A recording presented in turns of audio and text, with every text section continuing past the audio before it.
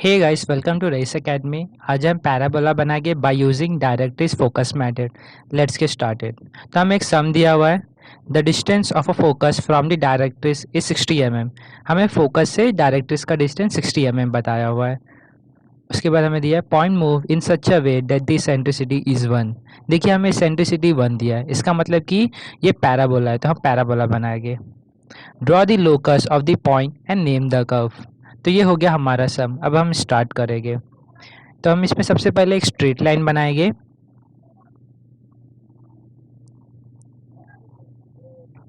तो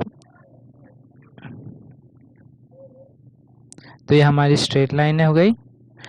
अब इसे हम नेव कर देंगे ए एंड बी। इसके बाद नेक्स्ट हम एक परपेंडिकुलर बनाएंगे जो कि सेंट्रल लाइन से हम इसको ड्रॉ करेंगे।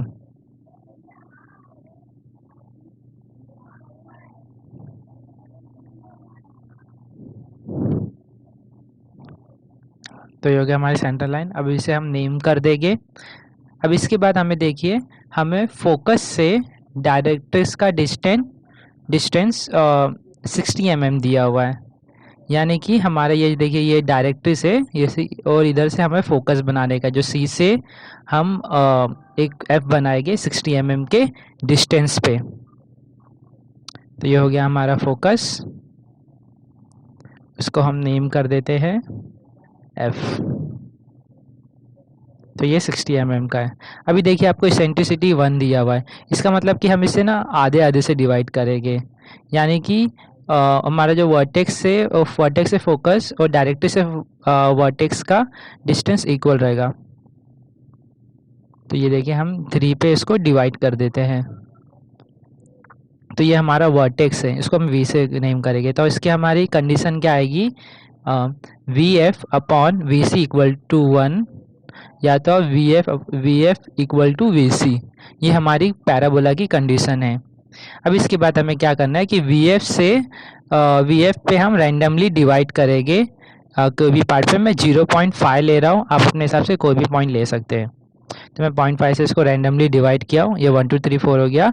अब इसके बाद मैं ये जो डिवाइड हुआ इस पर स्ट्रेट लाइन बना दूंगा। तो ये मेरी स्ट्रेट लाइन हो गई है तैयार। अब मैं इसके बाद हम क्या लूँ, कंपास लूँगा। कंपास लेने के बाद सी से 1 मेरा रेडियस रहेगा और एफ एज अ फोकस को मैं सेंटर एज अ लूँगा और 1 पे मैं आर्क बनाऊँगा। फिर सिमिलरली मैं सी से 2 तक का रेडियस लूँगा और एफ सेंटर से सेकेंड लाइन को मैं आर्क बनाऊँगा। उसके बाद सिमिलरली मैं सी 3 पे रेडियस लूँगा और थर्ड लाइन पे आर्क करूँगा। फिर 4 और 5 कंटिन्यूसली मैं आर्क बनाता रहूँगा ताकि मुझे सारे पॉइंट्स मिल जाएं पैराबोला बनाने के लिए। अब मैं देखिए पॉइंट को नेम कर देता हूँ P1 से P5 तक का। उसके बाद नीचे में P1 डैश यूज़ करूँगा और P5 डैश तक का नेमिंग कर दूँगा। अब इसके बाद मैं पैराबोला ड्रॉ करूँगा वर्टेक्स से, और हमें ऑलरेडी पॉइंट्स मिल गया, मैं इसे पॉइंट से लाइन ड्रॉ करता रहूँगा। तो ये देखिए, मैं कर्व बना रहा हूँ, पैराबोला कर्व मेरा बस तैयार हो गया और ये मेरा पैराबोला कर्व तैयार हो गया है। अब इसके बाद मुझे नॉर्मल बनाने का है और टेंजेंट। तो मैं सबसे पहले कहीं भी कर्व पे एक पॉइंट मार्क कर दिया, उसको मैं एम नेम कर दूंगा। इसके बाद क्या करूँगा कि ये लाइन को मैं फोकस पे टच करूँगा। अब मैं इसको, ये जो लाइन को मैं एज अ रेफरेंस लेके इस पर 90 डिग्री ड्रॉ करूँगा। देखिए, ये हो गया मेरा 90 डिग्री। अब इसके बाद मैं इसको डायरेक्ट्रिक्स पे टच कर दूंगा ये लाइन को। तो ये हो गया। अब इधर से ये जो मैंने एम बनाया था, ये लाइन को इसे टच करते हुए एक स्ट्रेट लाइन बनाऊंगा कर्व को टच करते हुए। तो ये हो गई मेरी टेंजेंट। अब इसके बाद मुझे नॉर्मल बनाना है, तो मैं टेंजेंट और एम पॉइंट है उस पर मैं एक 90 डिग्री ड्रॉ करूँगा। टेंजेंट को एज अ रेफरेंस लूँगा और ये मेरा, देखिए इधर ये मेरा 90 डिग्री आया। तो ये देखिए, मैं एक लाइन बना दिया। तो ये हो गया मेरा नॉर्मल और ये पैराबोला।